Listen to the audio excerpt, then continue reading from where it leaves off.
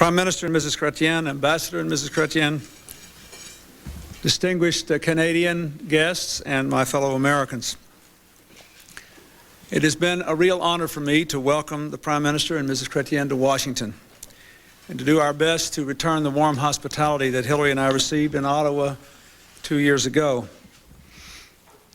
The whole state visit has gone exactly as planned, except we didn't get to play golf. Now, the last time the Prime Minister and I played, we played exactly to a tie.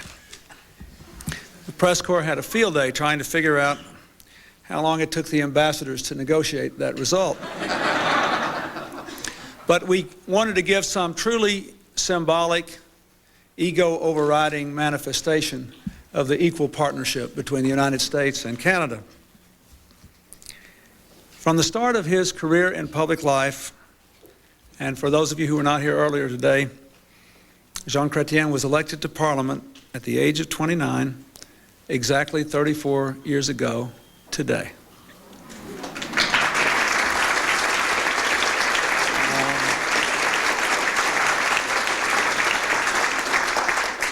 Throughout those years, he has brought passion and compassion to every endeavor. He has held almost every post in the Canadian government at one time or another. As I said in Ottawa, when I first read his resume, I wondered why he couldn't hold a job. Now, as Prime Minister, he seems to be doing impressively well at that, leading his nation's remarkable economic success. His deficit down to balance this year, the lowest interest rates in 4 decades, growth rates near the top of those of the industrialized nations. Under his leadership, relations between our two nations are stronger and better than ever. Of course, close neighbors sometimes disagree. Family members sometimes disagree. But united by democratic values and our long border and rich friendship, we've always found a way to work through those disagreements with patience and mutual respect. Even back in the War of 1812, when, as Ambassador Chretien admitted tonight when I showed him the burn marks that are still on the White House from that war, our people were officially on opposite sides. Nonetheless, the residents of St. Stephen, New Brunswick, actually lent gunpowder to their neighbors across the river in Calais, Maine, so they could celebrate the 4th of July. Our relationship works. We measure its merit in the difference it makes in the daily lives of Americans and Canadians. Today, we work to strengthen our law enforcement cooperation to protect our most vulnerable citizens. We've taken new action to protect our environment, and the environment, especially of the Great Lakes, our two nations are blessed to share. We've made it even simpler to cross the border so neighbors can visit each other with greater ease, and traffic jams become a thing of the past. We set our sights on new horizons in space. I thank the people of Canada for providing the special purpose dexterous manipulator, otherwise known as the Canada Hand, for the International Space Station. This 11-foot machine is so precise it can pick up an egg without breaking it. And now, Mr. Prime Minister, if you could supply us sometime in the very near future a Canada knee, I, for one, would be very grateful. The Canada Hand is practical, sophisticated, smart, and strong. Therefore, it is a fitting symbol of the helping hand the people of Canada have always extended to the world. From the days you helped runaway slaves to freedom, to the battles we fought together in Europe, Korea, and the Persian Gulf in this century, to the hope your sons and daughters represent to the people of Bosnia and Haiti, Canada stands for the best of humanity, and every day, Canada leads by example. Prime Minister and Mrs. Chretien, we are proud to honor the great and good partnership between our nations. And let me also say, on a personal note, I thank you for your friendship to Hillary and me, and we applaud your own remarkable partnership as you celebrate your 40th wedding anniversary this year. To you both, to your nation, to the people of Canada, long live our mutual friendship. Vive le Canada.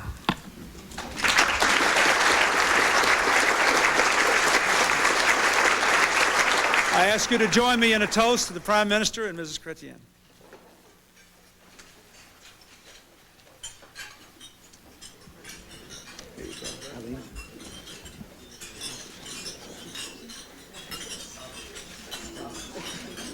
Here.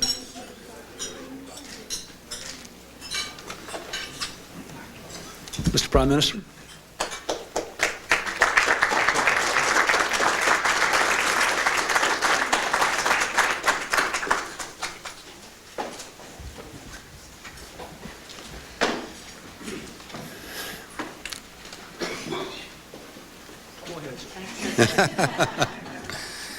Mr. President, Madam Clinton, distinguished guests, Aline and I were very pleased. We are very pleased to be in Washington. We have been deeply touched by the warm reception we have received. In the world today, there is no relationship which is as strong and amicable as that between Canada and the United States. Like any close friendship, it's not always an easy relationship, but it is based on solid, lasting bonds and shared experience. Our relationship is about common values of democracy, respect for human rights, free markets, and peaceful development. Trade and commerce are at the center of our partnership. Every day, about $1 billion in trade crosses our border, making ours the largest trading relationship in the world. You are our most important trading partner, and we are yours. You export more to Canada than you do to Japan and to all the European Union countries. We must continue our efforts to bring down trade barriers between ourselves and with other countries. Liberalized trade means jobs and growth. Trade brings prosperity, and with prosperity, people are more secure and their societies can grow and develop. I want to salute you, Mr. President, for the role you are playing in promoting this vision, particularly in this hemisphere. Your upcoming trip to Latin America will give you an excellent opportunity to carry on this important work. Of course, our shared goals go beyond our bilateral relationship and beyond trade. We had the opportunity this morning to review a broad range of international issues, from the enlargement of NATO and peacekeeping in Bosnia to global environmental issues and the enhancement of world economic growth. Mr. President, you call the United States the indispensable nation, and you are absolutely right. More than ever, we need a strong United States to provide leadership in the world. We need the USA to promote the international rule of law and to stiffen the backbone of our international institutions. If the USA is the indispensable nation, I'd like to think of Canada as the value-added nation. I am proud that Canada's influence in the world is often greater than the size of our economy or military might suggest. We also have a contribution to make to the international community, a contribution that is different from yours, but important nonetheless. Canada's diversity, our tolerance, our experience in building consensus had shaped our approach to international affairs. That is why we have often been called to negotiating tables around the world where we can contribute actively to the search for peaceful solutions. I believe that with our value added, there is a lot of room for Canada to work alongside the indispensable nation in the pursuit of our many shared goals. In fact, that is exactly what we are doing in our common efforts to bring peace and democracy to places such as Bosnia and Haiti, to expand free trade in the Americas and to enlarge NATO to Eastern Europe. Nos pays ont la plus importante et la plus forte relation bilatérale au monde. Au sein de la communauté des nations, nous démontrons comment deux grandes démocraties distinctes et indépendantes peuvent également être des partenaires proches et efficaces. Quand nous unissons nos efforts dans la poursuite de nos objectifs, nous formons une équipe formidable. Our friendship has deep historical roots. Tomorrow, I will lay a wreath at the Canadian Cross of Sacrifice in Arlington Cemetery in memory of American citizens and residents who enlisted in the Canadian forces and lost their lives in the First World War. More than 5,000 Americans fought bravely beside Canadian soldiers at the long and deadly Battle of Vimy Ridge in France 80 years ago.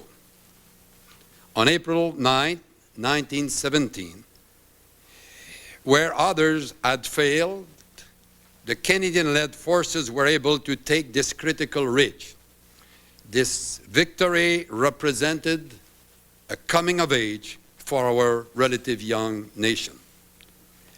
As well as our shared history, our friendship is based on our commitment to explore new opportunities for the future. Our agreement to work together on the International Space Station, to which we will contribute the Canadian hand, is just an example. And we are, Mr. President, working on the NE2. And I hope we'll be as successful. Mr. President, when I introduced you to the Parliament of Canada during your visit to Ottawa in 1995, I noted that among your predecessors who have addressed Parliament during your lifetime, all had one thing in common. They were all re-elected for a second term. Those who did not were not re-elected.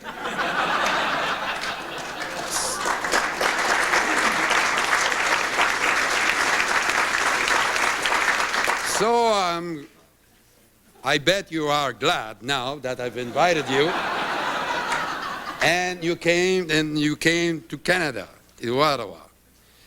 And in fact, Mr. President, I believe in reciprocity.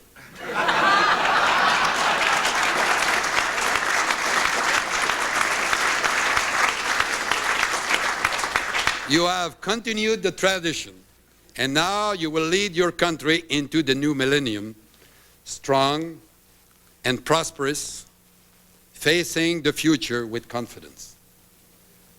Ladies and gentlemen, would you please join me in a toast to the remarkable friendship of Canada and the United States of America. May it continue to flourish into the 21st century. Vive les États-Unis d'Amérique, vive le Canada.